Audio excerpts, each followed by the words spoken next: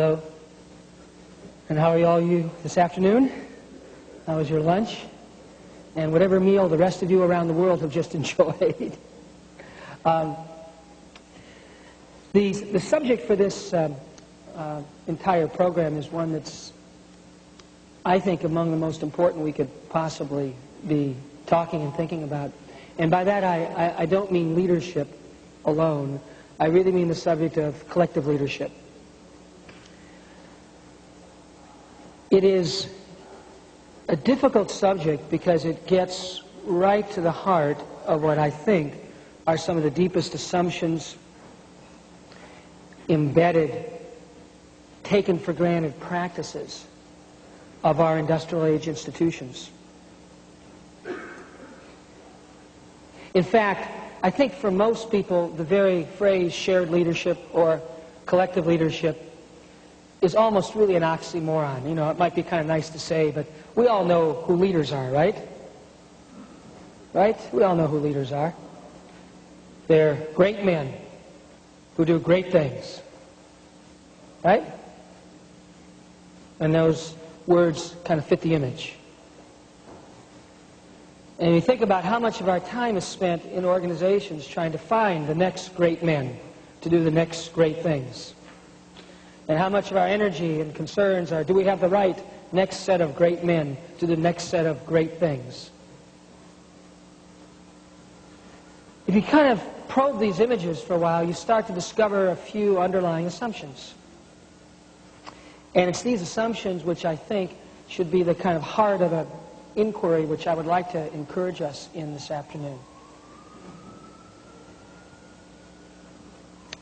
There's a lot of lip service and a lot of talk in the business press, academic press, about radical change in organizations. And probably most of us experience that in a lot of different ways. This is a room of CEOs. So let me just ask you a question. How many of you think you have more or less control of your enterprise today than, let's say, your successors or your successors even 2 generations removed? Less control. Less control. Less control. And by the way, of course, when we say the word control, we're meaning it in a very particular way, aren't we? In a kind of a traditional way. The ability of a person or a small group of people to control what others are up to. Now, that's not a very polite way to put it, of course. But it is kind of the way most people have traditionally experienced it in our traditional hierarchical organizations. But in fact, the word control is actually a little more complicated word if you inquire into it. This system has control. And by this system, I mean this system right here, this physical organism system. But its mechanisms of control are actually quite distributed. Most advanced organisms have very complex networks of complex local control. If I cut my finger and it had to go through 13 committees to get to my brain for someone up here to make the decision to do something about it and then figure out what the right thing to do is and then translate that decision back down the chain, of course, I would have bled to death a long time ago. So in fact, evolution kind of moves beyond that fairly early on as organisms become more advanced. But it's actually not that control isn't important. Control is a necessary condition of a living organism. The real question is the nature of control, and how does the control occur? How many of you in your career have been part of decentralization efforts? Not just recently, but maybe in times past. A lot of us, right? How many of them have been fabulously successful? In other words, boy, that really worked. People really seized control. They became innovative. They were closer to the market. They did all kinds of wonderful stuff. They were coordinated effectively, et cetera, et cetera. Phew. How many found the decentralization efforts were less than satisfying? In fact, how many have lived through cycles of decentralization and re-centralization? A lot of times companies decentralize when times are good and you're growing and you're trying to respond to a whole plate full of opportunities. And then, of course, when times get tough, what often happens? In the China traditional cycle, when times get tough, oftentimes you can feel that power and control suck back into the center.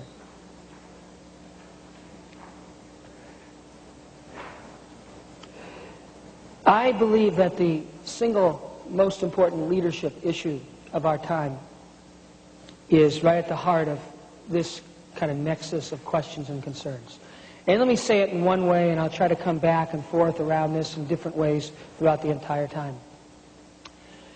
What I'm thinking about when I say that is, I believe that at all levels, not just within our institutions, but at many other levels within our societies, we faced a host of very fundamental issues for which hierarchical leadership alone is clearly, obviously, by any measure, insufficient. We are not going to solve the environmental problems that exist in developed countries around the world through government regulations. We all know that. Nor are we going to solve the deep problems of economic and social inequity through better tax codes. We've been trying that for 100 years. Hasn't done much, has it? At least in this country. Nor will we solve the problems of safety and security in our urban centers through stronger police forces.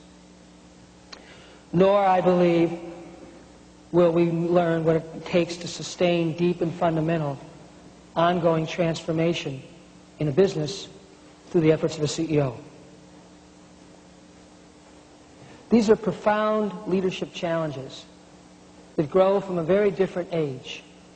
We're in an age today where virtually all the fundamental issues we face within our institutions and beyond within our larger societies are systemic in nature. There is no simple cause. There is no something to fix. There are profound imbalances. We all kind of feel them in our gut. The things we kind of deeply worry about, like how are we ever going to, whatever is the kind of thought that follows that for you. And I actually am not too optimistic that some great man is going to ride in on a white horse and fix this. So when I first saw the material for this symposium on shared leadership, I thought, that's really right on the money. But it also led me to think of a lot of the problems that we've lived through for many, many years with organizations that have been part of where I spend my time. I spend my time in a collaborative arrangement of a group of primarily U.S.-based corporations. For example, HP, Lou Platt was here this morning as one of those. With the real intent of how to enable these organizations to work together, learn with and from one another about how do we go about sustaining deep and systemic change in our institutions. These are, by and large corporations. They are Fortune 100 companies, a good number of them. There's a few more medium-sized firms like Harley-Davidson, but most of them are, quite large. They're not the kind of leading edge of innovation. They're not the Netscapes of the world and the Nokia products of the world, who are in all kinds of ways a little bit different. But of course, the business world has always been full of new startup organizations that are very different, because they're small and one or two people have some very different ideas. They tend to grow into the same big, large, hierarchical, authoritarian organizations that we all know and love. So when we did this, when we started to put together this collaborative, we decided to focus on the large kind of mainstream enterprises, because clearly they presented the greatest challenges.